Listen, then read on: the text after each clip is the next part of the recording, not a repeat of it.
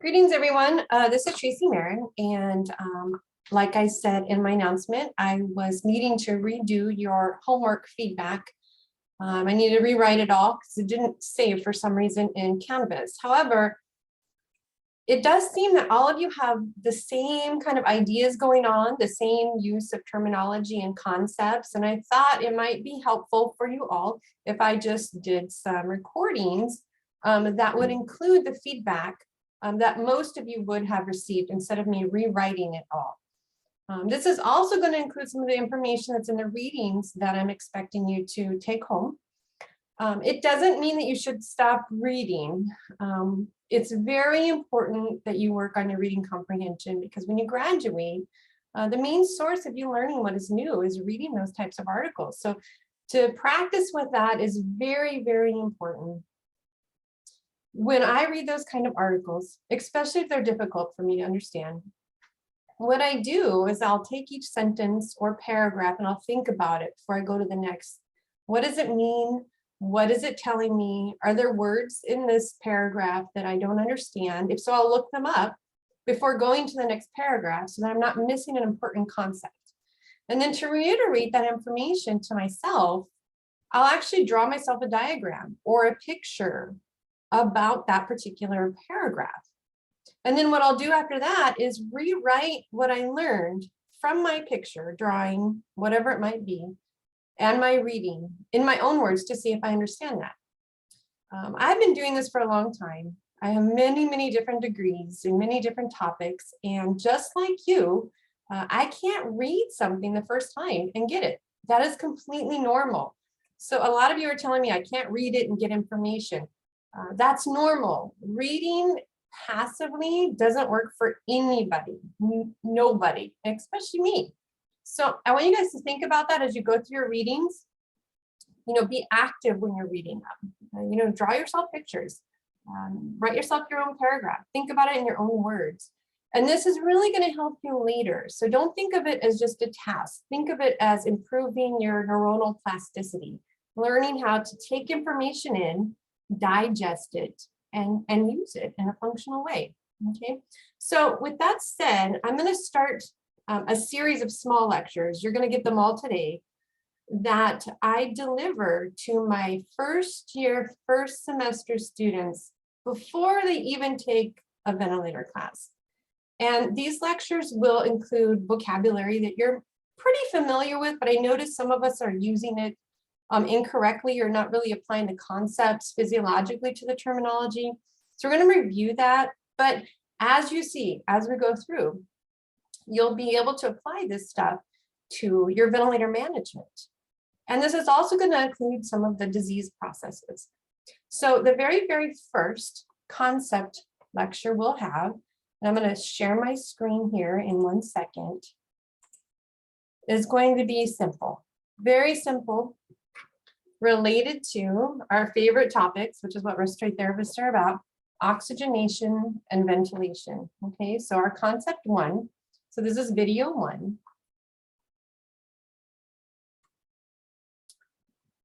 Oxygenation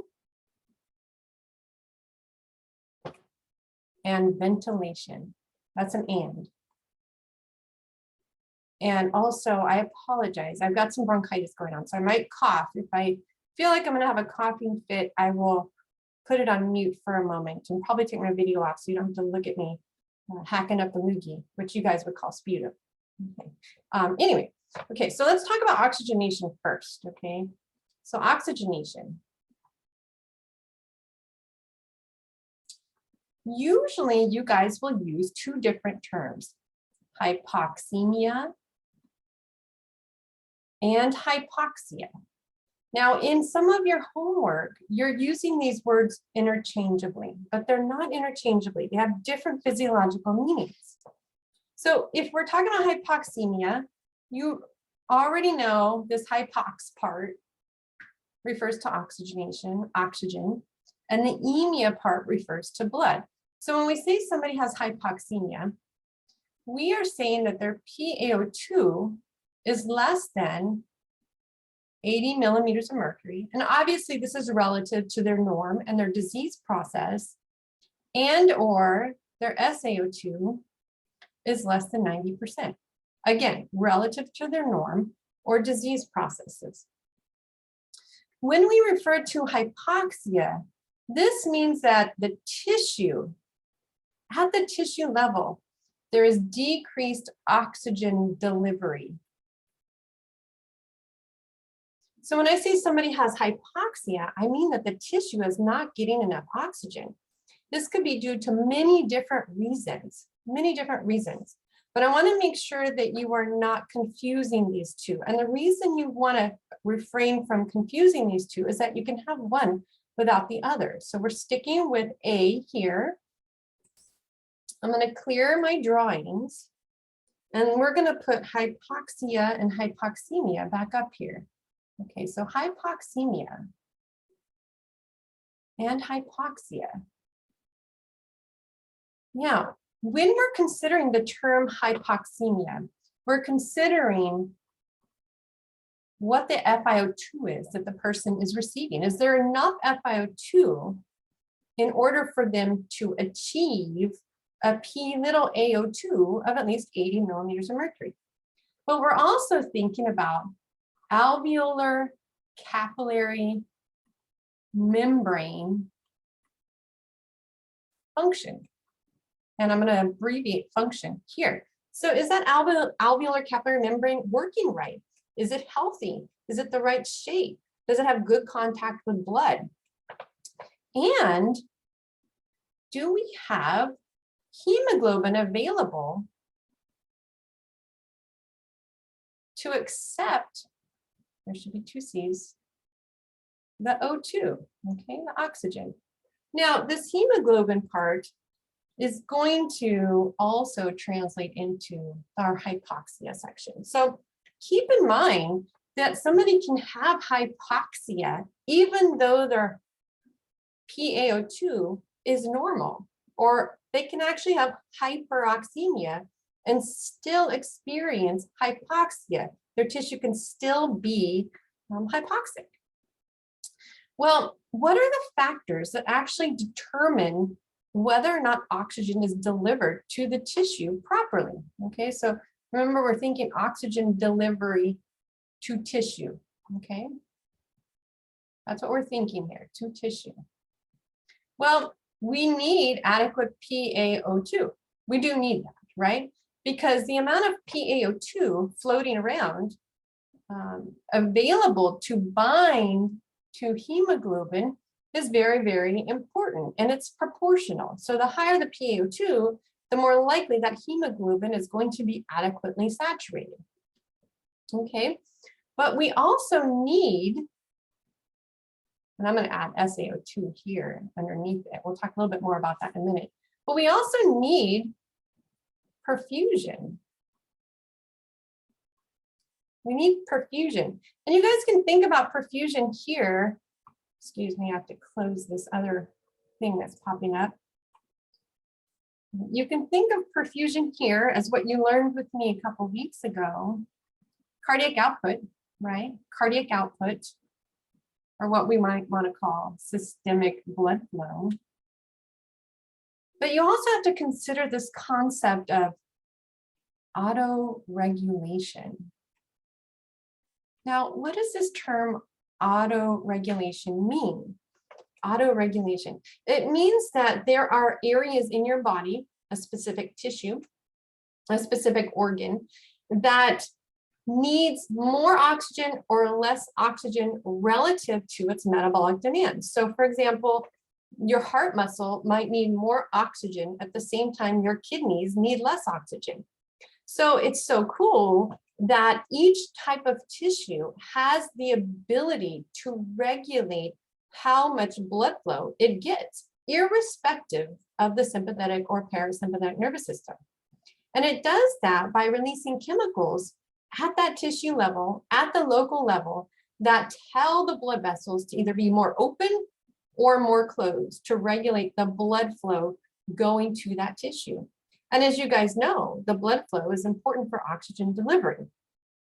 So if we think about somebody with sepsis, for example, we talked about that last time we met, they can have a PaO2, and I'm going to just write this down here, sepsis as our example.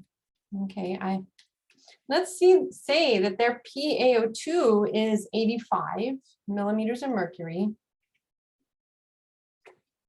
but when you do labs, you notice that their lactic levels are really high.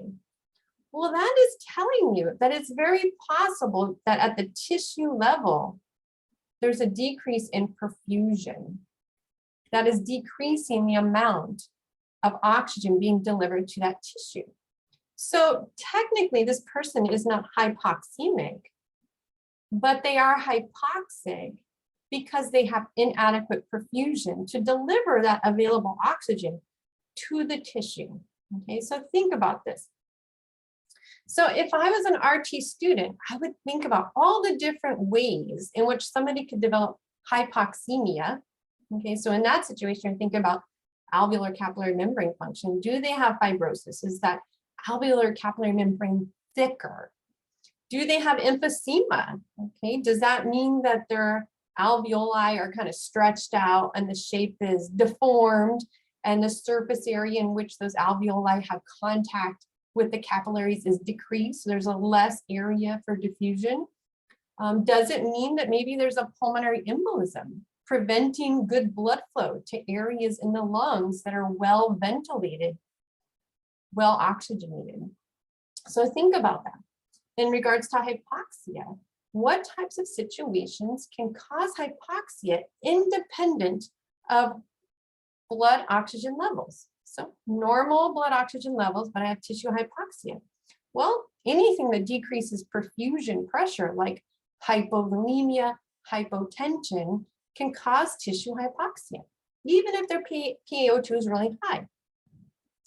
Anything that occludes or limits blood flow, even if blood pressure is good, can cause tissue hypoxia. So for example, if somebody has atherosclerosis, that means that there's not going to be the same amount of blood flow to the tissue that's behind that atherosclerotic lesion. So that tissue is going to become hypoxic due to the ischemia, the decrease in blood perfusion. Okay. Or if somebody has a thrombus or an embolism, traveling thrombus. It could be in the form of a fat thrombus, an air thrombus, a blood thrombus. There's all different types of thrombi. That will include blood flow to the area behind or on the other side of that blood clot. So think about this. This is a really important concept because it's very easy as a respiratory therapist to treat hypoxemia because we simply increase FiO2 or increase our ventilator parameters to improve inspiratory time. Or we might add PEEP to increase FRC, and you learned FRC is functional residual capacity. Those types of things help improve the movement of oxygen from the alveoli to the capillaries. But at the hypoxic level, it's a little bit more difficult because we have to figure out, well, why is the tissue actually hypoxic? Is it a blood flow problem? Is it an obstructive problem? Is it a leaky capillary problem like we talked about with sepsis? Okay, so think about these terms hypoxemia and hypoxia as they relate to your stories, specifically your disease processes that you're going to be managing on a ventilator. Okay, so I'm going to go ahead and clear this and remind you about the oxyhemoglobin dissociation curve. Hopefully I can draw this straight. Okay. Now, when we're talking about the oxyhemoglobin dissociation curve, you guys probably remember that on this, this x-axis, and let's just give myself a different color. On this x-axis, we've got a little bit too thick. Let's erase that. Oh, that's perfect. Good size. All right, draw. On this x-axis, we have PaO2. And you guys all know what PaO2 is. The small a represents arterial, right? The P represents partial pressure. Remember Dalton's law. And O2 represents oxygen. On the y-axis over here, we've got SaO2.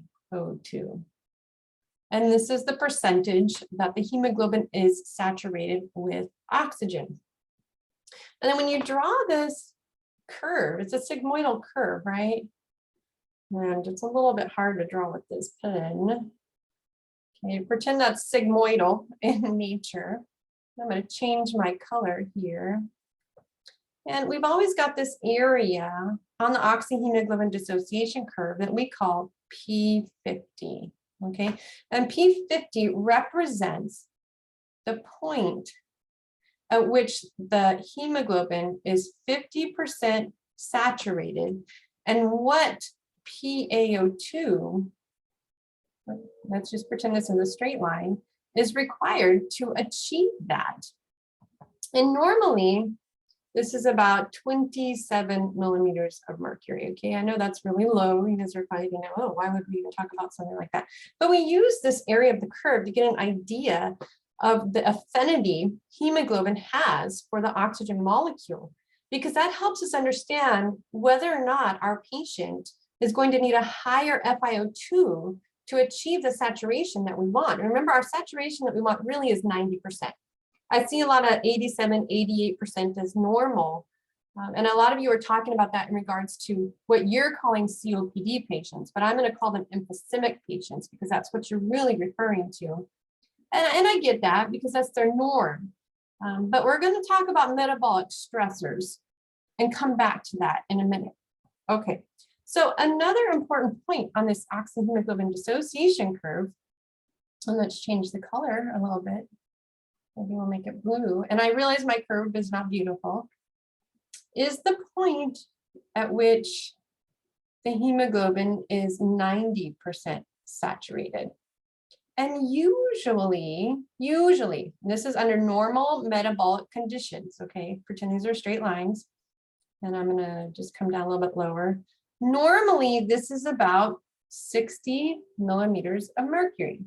Now, some texts, depending on your reference, will say 55 to 60 millimeters of mercury. Okay, so we'll just add that there because remember, nothing is black and white. There's always kind of a range. Ranges that we create are based on what is normal for most people. But you have to remember, there's always people on the high side of that normal curve and people on the low side of that normal curve. And it's still normal for them, okay? When we try to determine what is not normal, we look at the whole patient, the whole story, okay?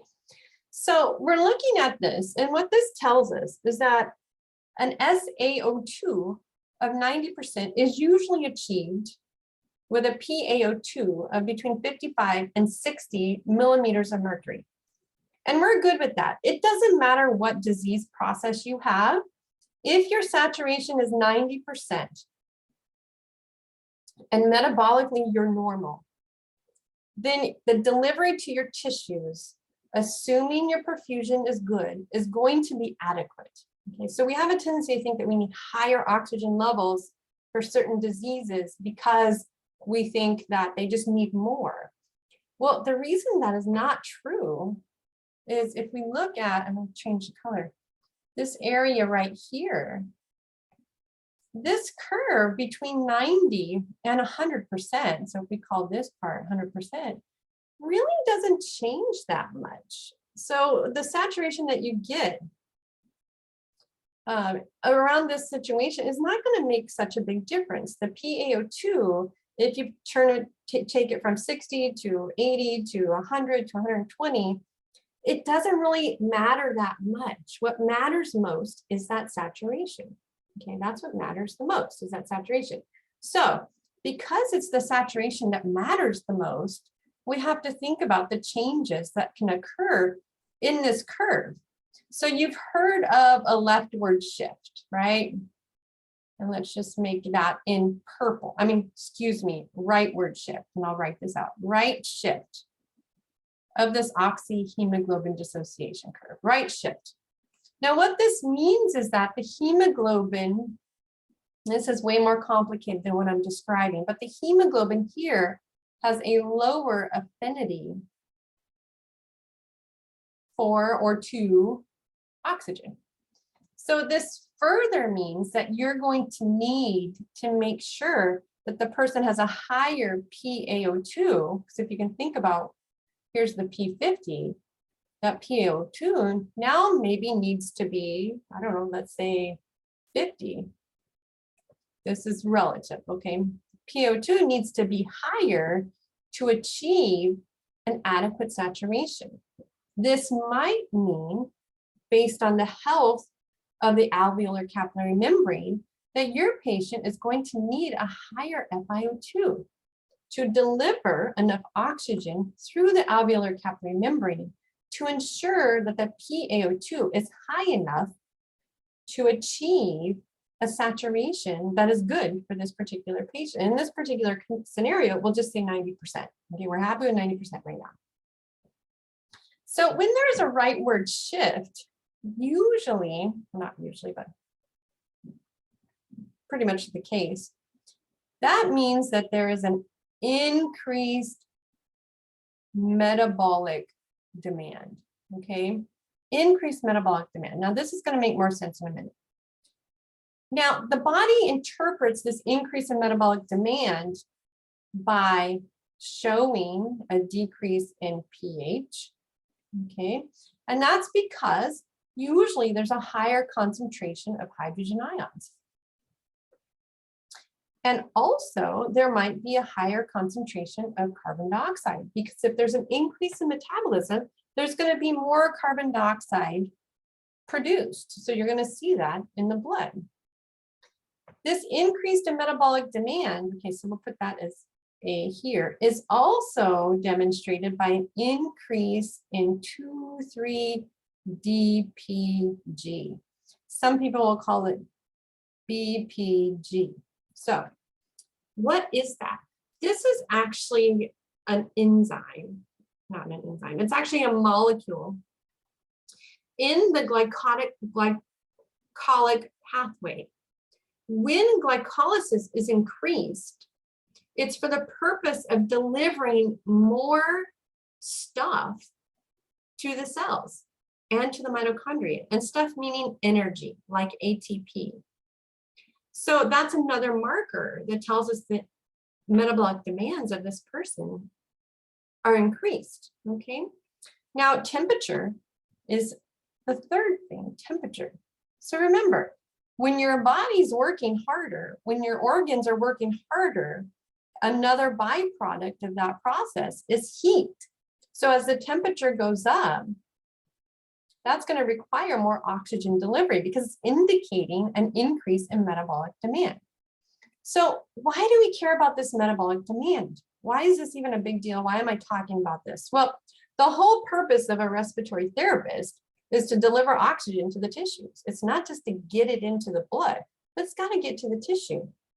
And then the second purpose of a respiratory therapist is to get rid of carbon dioxide, right? And both of these are primary molecules that result in or a result of metabolic function. So think about this. What is oxygen? What is the purpose of oxygen? So when we give oxygen to a person, okay, it's in the form of a molecule, right? Two oxygen atoms combined together to give you the molecule O2. Well, this oxygen is required. It's required for ATP, and this is energy, ATP production in the mitochondria. Mitochondria, okay? The use of oxygen in the mitochondria to produce ATP is what we always call our aerobic metabolism. Now, what is oxygen doing in here? Well, interestingly, when we have an increase in metabolic demand or just any kind of metabolic function, there's always going to be an increase in hydrogen ion production. Hydrogen ion production. That's the acid of all acids. That's the king acid, right? Because the definition of an acid is to add hydrogen to something. So as we are functioning, doing our normal work of living, we're producing hydrogen ions like crazy. Well, there has to be some way to control that because we can't just stop metabolism. So the beauty of oxygen is that when we give oxygen, that oxygen molecule is actually split. So I'm going to put 1/2 of an oxygen molecule, which is one oxygen atom, plus 2 of these hydrogen ions equals a water. Now notice when you are really working hard, you're stressed out or you're exercising, what do? You sweat, right? You become diaphoretic.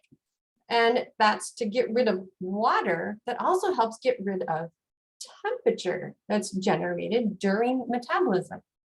So when I ask our T students or even people that are applying for a job with me, I say, what's the purpose of oxygen? They often will say to me, well, it's a nutrient, or you need it to breathe, or you need it to live, or something somewhat ambiguous. But oxygen serves the key purpose of generating ATP in the mitochondria so that you can live by ensuring those hydrogen ions that are being produced can be taken care of, can be dealt with so that you don't develop a horrible acidosis. So if this doesn't happen, if somebody is hypoxic at the tissue level, then you guys have learned that they will revert to anaerobic metabolism. And that's when we start seeing our lactic acidosis. So think about that. Extra credit assignment. What is lactic acidosis and what kind of patients might you have that will develop lactic acidosis? And how do we deal with that in ICU at the ventilator level? Or what do respiratory therapists do about it? What do we care about that? Okay. Now, on the other side of this curve, let's change the color. Let's see what color, maybe I'll pick yellow. On the other side of this curve, we would have a leftward shift, okay? Left shift. And everything that is opposite of what causes the rightward shift causes the leftward shift. So in this situation, I'm just going to move it over here so I have more room to write. The body is interpreting this as a decrease in metabolic demand. So that means that the pH is going to be higher, okay, because the hydrogen ion concentrations are lower because we don't have such a fast metabolism at this moment. The carbon dioxide levels are going to be lower because we're not producing it as much. The temperature is going to be lower because we're not as heated from our metabolic demand. And the D2,3-DPG will also be lower, okay? But on this left side, we also can add some confounding variables like carbon monoxide or methemoglobin. Okay, so I'm not going to go into this in detail, but if I were you, I would look this up so you understand. It's very important for oxygen delivery. So what's happening on the left side, it means that the hemoglobin now has a higher affinity for oxygen. So you might think, okay, well, this is good because now it's binding to it better. But this higher affinity of oxygen also means that there is less likeliness of that oxygen being released when it needs to be released. So the hemoglobin molecule is going to hold on to that. So that's not good either. So somebody could have a high SaO2 with a lower PaO2, and you think, okay, they're not hypoxemic, they're actually pretty normal in regards to the oxygen levels in their blood. But because that hemoglobin doesn't want to release that oxygen, the tissue can become hypoxic. Okay, so these are situations of carbon monoxide poisoning, a cyanide poisoning, methemoglobin, etc. Okay, so just think about this. And in regards to FiO2, obviously you would need a lower PaO2 and therefore a lower FiO2 to achieve a normal SaO2. But even though that's the case, you still have to consider the probability of tissue hypoxia. Okay, so why do we care about this? Think about that. Why do we actually care about this? Okay, so I'm going to clear this. And let's talk about ventilation. So we talked about oxygenation. Let's talk about ventilation. Okay, ventilation. Oh, let me change the color because it's not very bright.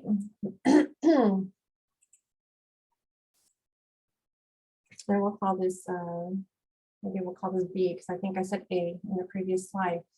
Okay, so ventilation, and we interpret ventilation as moving air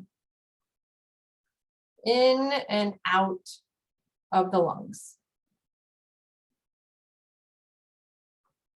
We also interpret this as removing carbon dioxide from tissue. That's the blood part, right? Blood flow, and blood. And this is ventilation. This is the movement of that gas, that carbon dioxide, from the capillaries to the alveolus or alveoli, and then out your mouth so you can get rid of it. Okay, so these terms that a lot of people are using, hyperventilation versus hypoventilation, are really a product or actually describing what the PaCO2 is. So for hyperventilating, that means our PaCO2 is less than 35 millimeters of mercury. Okay. If we're hypoventilating, that means that our PaCO2 is high, and therefore it's greater than what we'll consider norm, 45 millimeters of mercury. Okay, so these are the true definitions of hyper versus hypoventilation. Some of you are using the terms tachycardia, tachypnea, to describe hyper and hypoventilation. But somebody can have tachypnea, the respiratory rate's higher than normal, and not be hyperventilating. They could actually be hypoventilating because this ventilation is very relative to, number one, perfusion. How well are we moving that carbon dioxide from the tissue to the alveolar capillary membrane? And number two, how well are we actually moving that carbon dioxide from the alveoli out the mouth?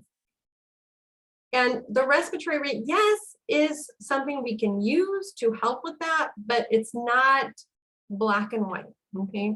So when we think about minute ventilation is a product of tidal volume, right, times respiratory rate. Just because this respiratory rate is high enough or higher, it doesn't necessarily mean that the tidal volume is accommodating that movement of carbon dioxide well. So you can have a smaller tidal volume or an inadequate tidal volume and still not have the minute ventilation required to get that carbon dioxide out. And then you also have to consider the concept of dead space.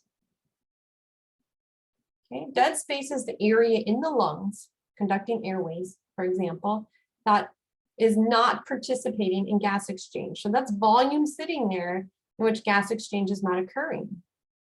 Normally, for a regular person, that dead space is equal to about 150 milliliters, which is about, what's the formula? Now that I'm doing this to myself, I can't remember the exact formula, but usually it's about 150 mils per person. Okay, so think about that. This is how we define ventilation, okay? Now, let's clear this and let's talk about blood gases, all right? Because a lot of you are using blood gases to tell me why somebody should be intubated, how you might manage the ventilator, when you might choose to, start considering weaning the person from the ventilator and extubating them. So you guys all know normal blood gases. I'm pretty confident in that, but let's just go through it anyway, okay? So normal pH is 7.35 to 7.45, right? This is normal pH. Normal carbon dioxide in the arteries is 35 to 45 millimeters of mercury. Okay, so this is PaCO2. Normal oxygen is 80 to 100. You guys know this. Millimeters of mercury, PaO2. that's a PaO2. Maybe I'll erase it and make it prettier. Never claimed to be the best at writing on this board. PaO2. Bicarbonate, normal. And again, this is relative to the references you're using, but the widest range, well, the most common range is 22 to 26 milliequivalents per liter. Okay, and then of course we can add our SaO2 down here if we want. HCO3. And if this is boring for you, I apologize, but you know, it doesn't hurt to review things just in case. And SaO2, and we're just going to put greater than 90%, okay, greater than or equal to 90% SaO2. And then we have this thing called base excess, which is actually a calculated value based on many different things. And I'm not going to go into that a lot here. Some people use it as a cheater to help figure out what the acid-base balance is in their patient, but we're not going to use that today. All right. So anything that's moving in this direction, pH-wise, is what we're going to call an alkalosis. And for your information, an alkalosis is very much more difficult to treat than an acidosis. So even though there are a lot of texts, and even when you guys do your board exam reviews, you'll hear things like an alkalosis is kind of benign, so don't worry about it that much, but that's not completely accurate. And alkalosis can cause cardiac dysrhythmias and other problems that are difficult to treat. And if somebody develops an alkalosis, we basically just have to wait until the buffer system of the body fixes that. There's no real good way for us to treat that. If we're moving in this direction from pH, that means we have an acidosis. And we've got a lot of different things we can use to treat an acidosis, but you still have to be careful with that. Some people automatically think that if there's an acidosis, you must give bicarbonate. But sometimes that's a Band-Aid. We still always have to figure out, why do we have that acidosis and fix the underlying problem? Okay, in our PaO2 area, anything going above 45 is what we call an acidosis, respiratory, right? Respiratory acidosis.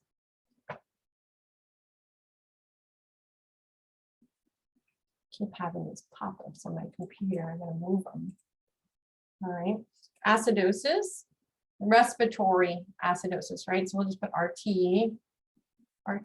Anything going in this direction is an alkalosis,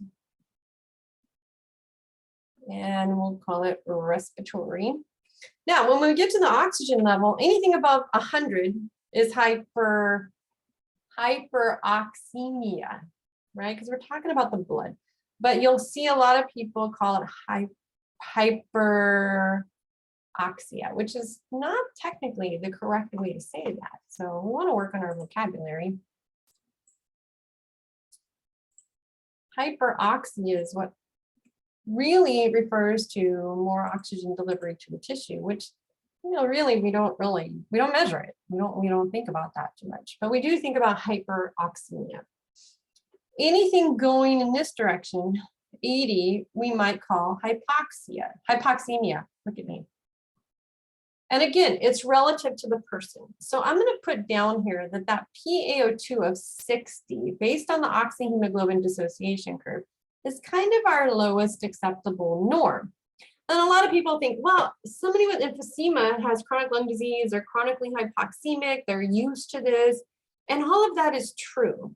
But you also want to consider that if we have true hypoxemia below, so we'll say below 60 torr millimeters of mercury, this puts a lot of stress on the mitochondria. When the mitochondria experience stress, not only can they go through the process of anaerobic metabolism if there's not enough oxygen delivery, but there could be just enough oxygen delivery to not have to revert to anaerobic metabolism, but still cause stress on the mitochondria. What this does is increase the amount of reactive oxygen species. So this is oxidative stress. And oxidative stress in the body is key to the development of all disease processes. It doesn't matter if it's atherosclerosis or cancer or metabolic syndrome or fibrosis or whatever. It's this increase in oxidative stress that really promotes all chronic disease. So we want to think about that because we have a tendency to think, oh, they don't need the oxygen.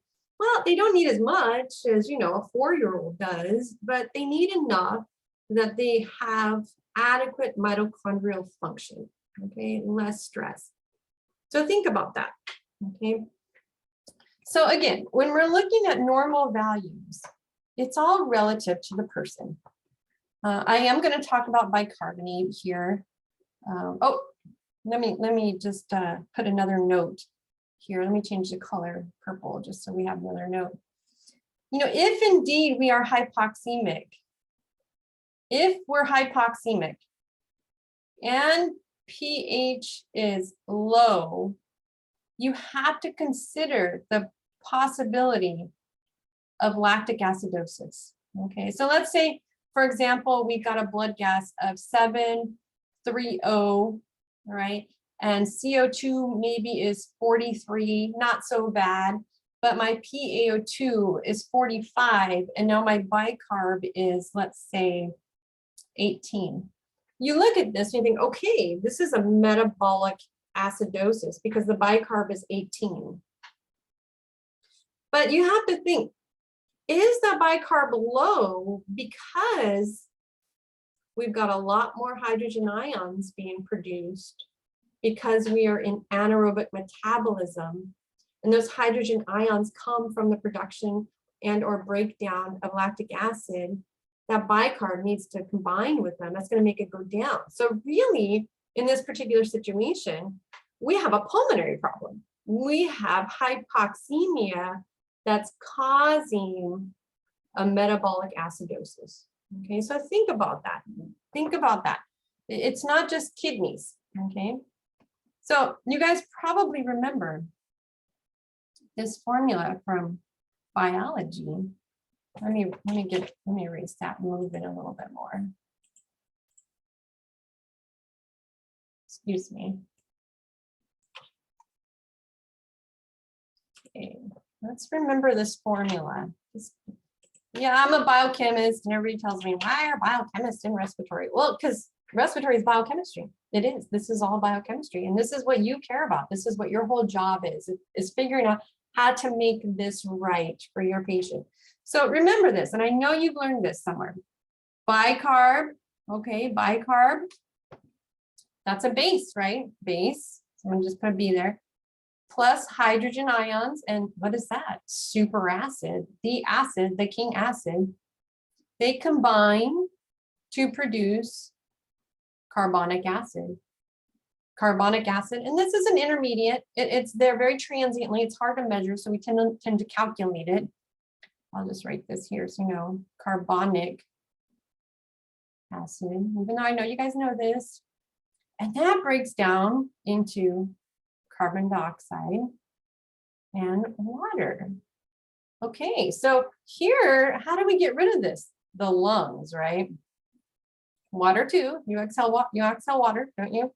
How do we get rid of this? The kidneys. But one thing we tend to forget is that, let me get a different color. Let's pick blue. One thing that we tend to forget is that carbon dioxide, almost most of the time, the majority of carbon dioxide is stored as bicarb.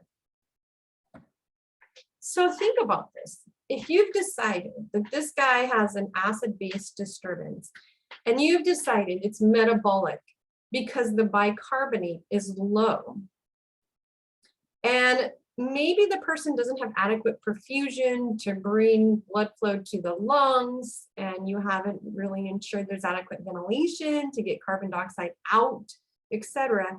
When you give them bicarb, how is that bicarb going to break down? What's going to happen? Well, this bicarb is going to combine with the hydrogen ions, which is causing the acidosis and your metabolic acidosis. And then it's going to produce carbon dioxide. Well, this is fine. This is great, assuming that you have set your patient up well for good perfusion to the lungs from the tissue and good ventilation to get rid of that carbon dioxide. It's actually a beautiful mechanism. But if that's not the case, by giving bicarbonate, when you haven't resolved the underlying problem, like the severe hypoxemia in this case, you can actually make the metabolic acidosis worse.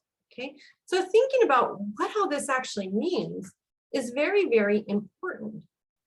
And again, it's all relative to your particular patient and their particular norms. So trending blood gases, knowing if your person has a tendency for a lower or higher CO2, knowing if your person has a tendency towards a higher or lower O2, bicarb, et cetera, is very important for you in regards to planning, because it helps you figure out, well, what is their normal? And a lot of you guys know this because you mentioned it in your homework, but just take it a step back. Think about the basics that you learned and bring that in now to your understanding of oxygenation and ventilation, okay? So I'm gonna stop this so the video is not so long, and then we'll start another one.